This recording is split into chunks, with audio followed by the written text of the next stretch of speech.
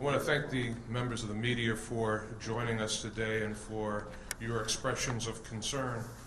Earlier today, the Buffalo Fire Department released the name of our brave firefighter who lost his life in the line of duty on March 1st, 2023.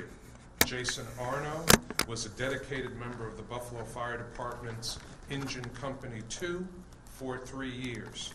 He was 37 years old. Buffalo Fire Commissioner Ronaldo and I met with the family last night. They were very warm and welcoming. They are a large and close-knit family and certainly leaning on each other as they deal with this tragic situation. We're offering grief counseling to firefighters and our first responders who were impacted by this tragedy. The grief counseling will be provided in a variety of different ways through the local 282 Employee Assistance Program, also through the City of Buffalo Employee Assistance Program. We will also be working with Best Self Behavioral Health to provide grief counseling to firefighters and first responders. Commissioner Ronaldo will also talk about time off that is being provided to certain members of the fire department to ensure that we are being as protective as possible during this very difficult situation. We ask that everyone please keep the Arno family, the Buffalo Fire Department, and all the first responders who put their lives at risk every day to protect public safety in your prayers. We will also be working with Local 282 to support the family's needs in any way that we possibly can during this time of tragedy. We have temporarily suspended the demolition of the remaining 745 Main Street structure that was begun yesterday. We also will be partnering with the Federal Bureau of Alcohol, Tobacco, Firearms, and Explosives. The ATF came in and offered to partner with the city in the investigation. We certainly are very pleased to accept their support and resources. This is a standard thing that the ATF does in situations like that. And Buffalo Fire will be working in partnership with the ATF, with the Buffalo Police Department, as well as State Fire. And we will conduct a very thorough review of this situation, the causes of the fire, and how this situation unfolded. The City of Buffalo has secured the perimeter of the building on Main Street. We want to make sure that with a structure that is unstable as this one is, that we are keeping the public away from the structure, that we are keeping the public safe. We will have members of the Buffalo Police Department that will be out ensuring that people stay back from 745 Main Street. As you know, I have ordered city flags at half-staff across Buffalo in honor and in memory of firefighter Jason Arno. Now I will turn things over to Commissioner Ronaldo to provide you with more detail. Okay. Good afternoon, everyone, and thank you, Mayor. Yes, once again, a very sad day. As the Mayor alluded to, him and I did visit with the families. So right now we're focused on the families and make sure all their needs are met, and we're wrapping our arms around them the way the Buffalo Fire Department does and we're used to doing, and we're going to make sure that that they're taken care of going forward. We also mentioned the grief counseling, upcoming grief counseling for our members, and that is in place, and that's actually going to begin tomorrow with all the different agencies that the Mayor mentioned. Local 282's EAP, the city, our own city EAP, Best Self, and our own department chaplain, Father Sile, as well. So we do have a plan in place, and any of our firefighters who are in need of any time off or any grief counseling, further grief counseling, we have an administrative leave process, and they can avail themselves of that. What Yeah. can you tell me, in some substance, why is the demolition being delayed? I was out there today and noticed it had started, but it's not. What's going on? Sure. Well, we initially began the demolition yesterday to get better access to hotspots, so the fire was not put out yet. So that was the initial plan. After that, the ATF came on board, along with our other agencies, State Fire, our own fire investigation unit, and we decided, okay, now we've had further access to the building, hotspots are put out, and now we're going to preserve the building for gathering of evidence. So you need to still do some things before you. Correct, That's yeah. what you're saying. And you mentioned the ATF. Now, you said it's standard, but I've seen a lot of fires, and it may not be standard. At least in my view, it hasn't been standard. Is there something concerning alcohol, tobacco, firearms, or explosives involved in this fire? No, not to our knowledge. ATF has assisted us on many occasions. Many occasions, may not be aware of. Sometimes they're in the background, and we may not know that they're assisting us, but they are. And they did reach out to us. City of Buffalo Fire Department is still the lead investigation, our own fire investigation unit, but they bring a lot of knowledge, expertise, equipment, and funding to the fight as well. So their assistance is very welcome. Have you gotten any closer to determining what exactly caused the fire?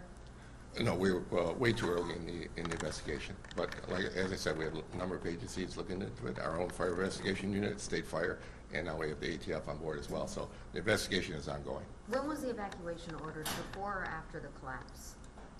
I said there was a Mayday issued by Firefighter Arno, and that's when the evacuation began.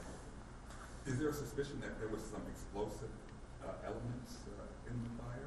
No, there's no evidence of that at this point. But once again, the investigation is ongoing. Can you help me understand, I know investigators are looking for video specifically of smoke and what color it was. You've been at this a long time. Can you shed some light on what that might tell you, the color of smoke? Sure, yeah, and the color of smoke is a very good indicator. You know, light smoke versus dark smoke, and maybe give you an idea of what's burning. For instance, hydrocarbons, things of that nature, will be darker smoke. And in this particular fire, it started out as light smoke, and when our firefighters entered the building, I know we talked about a backdraft and what that is all about. And a lot of times it's the fire and the smoke is hidden in different voids depending on the structure, the interior structure, especially when it's under renovation. So the superheated gas and the smoke may be contained, and in this particular situation, the firefighters, when they first entered the structure, it was actually pretty clear, but then it deteriorated very rapidly because they did introduce oxygen when they entered the building, and a backdraft is a very rare occurrence. It's very rare if you see firefighters on the roof ventilating a regular house fire, things like that. That's the purpose of it, to ventilate the superheated gases and smoke out of the building so that it doesn't occur. So did the backdraft lead to the collapse, or how did that happen? The collapse and the backdraft probably occurred almost simultaneously. We're not sure yet. Commissioner, did they make a mistake in the way they attacked the fire to create a backdraft? Not a lot. I mean, as I said, a backdraft is a very rare occurrence, and as I stated, the building was clear, and which is the case many times when we enter a structure like that. So it was safe to enter at the time, and the chief made that determination. So yes, no, I cannot say there were any mistakes made at that fire. Would that situation have in any way led to the collapse that occurred? Once again, we're not sure if the collapse occurred before or after the backdraft. The fire had been, indications are the fire had been burning for quite some time, so the collapse may have occurred. Was Mr. Arno inside when the building collapsed, and that ultimately led to his death? Firefighter Arno was inside. That's the equivalent to was inside, and he was covered with a certain amount of debris when he was retrieved. You said that you met with the family. Can you give us a little bit of, I guess, background on who Jay Arno was? Just a bright young man with everything in front of him. Just was married over the summer. Had a 3-year-old girl at home. His whole future in front of him, and you know, exemplar firefighter and employee. So, just a great all-around person. No one ever had anything negative to say about Firefighter Arno. If I can comment on that too. As I mentioned, the family, when Commissioner Rinaldo and I got there The family was very warm. They were very welcoming. Firefighter Arno's siblings were there, his mom, his dad were there. Extended family members were there, friends were there. They certainly were leaning on each other. They were showing great support for each other, and at the same time they were very warm and friendly toward us, even in the face of the pain and tragedy that they were dealing with. You could see that they were really good people, really a caring family, and they spoke very warmly about Jason Arno, their family member, their love for him. This is definitely a very, very difficult time for the family, for our Buffalo Fire Department, the City of Buffalo, and our extended family throughout Western New York. Commissioner Ronaldo, how are the other members of Engine 2 doing? I can only imagine how devastating that has to be and the impact that takes on someone's mental health. Do we know how other members of this crew are doing today? Well, yes. Well, actually, myself and my deputies visited Engine 2 yesterday, and we did speak to the crew that was at the scene of the fire, as well as the other. We had 4 platoons, so the other members of Engine 2 on the other 3 platoons. Many of them were there as well, and yeah, as you can imagine, they're very distraught, very distraught. But we have a mission. Buffalo Fire Department has a mission to protect the lives and property of the cities of Buffalo, citizens of the city of Buffalo, right? And we do that, but a lot of times we lose sight of the people who are performing that mission, and they're made of flesh and blood, obviously, and that's something we have to remember. We also have to remember that the families sign on as well. So that's another reason why we're focusing on the health of the family, the Arno family. How do you and the family perhaps want Mr. Arno to be remembered? What do you want the community to know about him? We want him to remember for what he was. He was a hero. He's a brave, committed firefighter. He went into this job with his eyes wide open to serve the citizens of Buffalo, and he's to be commended for that, and he's going to be honored for that. If I could. As Commissioner Ronaldo said, Firefighter Arno was a hero, and we want the community to know that certainly with our firefighters, every day they put on that uniform and respond to a call, they are putting their lives on the line. They don't necessarily know what they're going to find, what they're going to get into when they get there, but when the call comes in, they go. They respond, and they want to do a good job for the community. So he was a hero. We want the community to remember him in that way. To that point, Commissioner, to your point about the mission, if there was a fire call today, these guys and women would be out there in a heartbeat fighting that fire, even with everything that happened yesterday. What do you say to that? Exactly. I mean, and it's a tribute to all the men and women that put this uniform on and report for work every day. Yes, I mean, we're on job 24/7, one incident after another, and as the mayor alluded to, every incident is different. Some are more serious than others, but obviously they're ready. We're trained and ready, and we respond accordingly. Just to follow up somewhat on your question, just to be clear, is Engine 2 in service? They're presently out of service. So those firefighters are out of service right now. Out of service. Yes. Commissioner, any history of that building, citations or issues that they were working on that could have led to this, or set up a dangerous situation? I don't have any first-hand knowledge of that at this point, but that's being looked at, I'm sure. As rare as you say a backdraft, and I think you explained what it was, I think we know, but, and how dangerous that is. Is there any defense against that, other than you just hope it doesn't happen, or try not to create a situation that could? Yeah. Or does it happen so fast that you really, there's no... Well, it's a rare occurrence, as I said, but there is a defense against it. Once again, the color of smoke is a good indicator that it could be a possible backdraft or a flashover and some other violent occurrence during the fire. So it's controlled ventilation is our best defense against that, which means opening windows, horizontal ventilation, and vertical ventilation is very important. But it doesn't give you a 5-second warning or anything, right? I mean, there's no, if it happens, I guess they're trying to do something, maybe duck and cover, but is there often time to even do that? No, if it happens, it's going to happen very, very quickly. But our chiefs, our senior level leaders are, very experienced in recognizing the signs of a backdraft or a flashover or anything of that nature, and they act accordingly. Sorry, but could the types of businesses that were in this building contributed to how bad this fire was? Because I believe there was not only the costume company, but right next to it, a hair salon and a waxing salon. I imagine that's just a lot of fuel for a fire. Well, yeah, I mean, a heavy fuel load definitely will contribute to a fire. The size of the fire and the intensity of the fire. And from what I understand, there was quite a lot of material in that structure. As far as other flammable materials, we don't know at this point, but there was a heavy fuel load in that structure, yes. There's a lot of moving parts right now. Have you heard anything about service for Firefighter Arno at this time? We're working with local 282 right now. We're looking at, right now it looks like it may be sometime next week, maybe later next week. But we're working with the family, see what their needs are and what they would like to see.